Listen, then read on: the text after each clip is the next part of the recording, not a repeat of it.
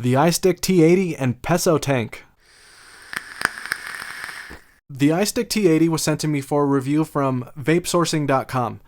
Now, I've always been a big fan of the iStick series, partly because the iStick 20 watt was my first real vape device, but also because that device performed amazingly.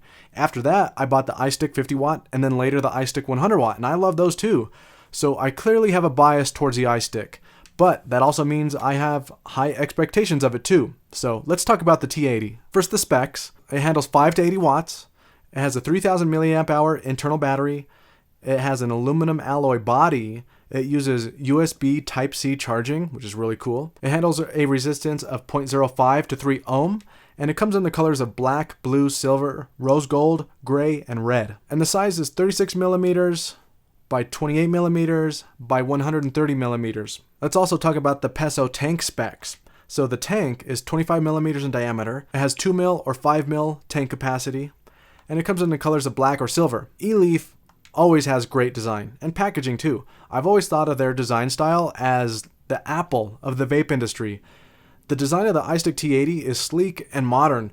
The finish is a smooth metallic color, the front of the device is nearly entirely black, and the accents are silver. It really looks great in my opinion. To turn the device off and on, click the firing button 5 times fast. That firing button is big and comfortable to use, and it also has a nice click to it. The screen shows the battery life, resistance of the atomizer, wattage or temperature, voltage, and amps. While the device is on, click the firing button 3 times fast to access the modes. You have a few modes to pick from: wattage, bypass, and a few preset temp control modes. There's also memory modes. You have 3 memory spots so that you can save your favorite settings if you'd like. Variable wattage mode is your standard wattage mode, which goes from 5 watts to 80 watts. Bypass mode, or BP in the menu, runs the device sort of like a mech mod and gives you power based on the charge of the battery and the resistance of the atomizer. And then there are 3 temp control presets built in: nickel, titanium, and stainless steel. You also have some shortcuts on the device.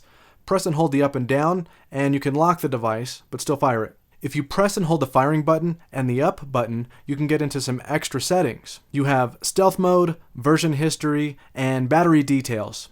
So not a whole lot, but a couple of extra things. The iStick T80 has an internal 3000 milliamp hour battery, which is a lot of battery life for a device this size.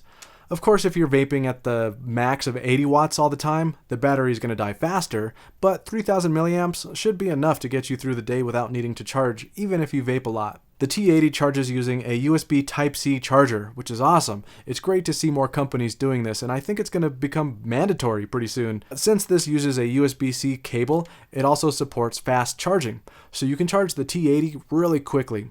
The specs say that you can fully charge the T80 in only an hour and 30 minutes. And of course you have safety protections. You have overcharge protection, over discharge protection, over current protection, over 10 seconds protection, and short circuit protection. Alright, let's talk about the Peso tank, which is a sub-ohm tank. Starting at the top is a huge 510 drip tip, which is a unique choice for the design here.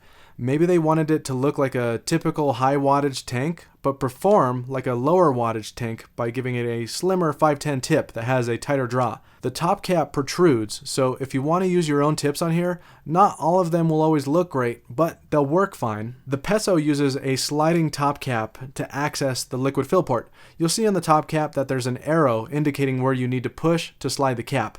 It slides open easily and it seals well too. One of the common complaints with sliding top caps like this is that they tend to open easily or leak.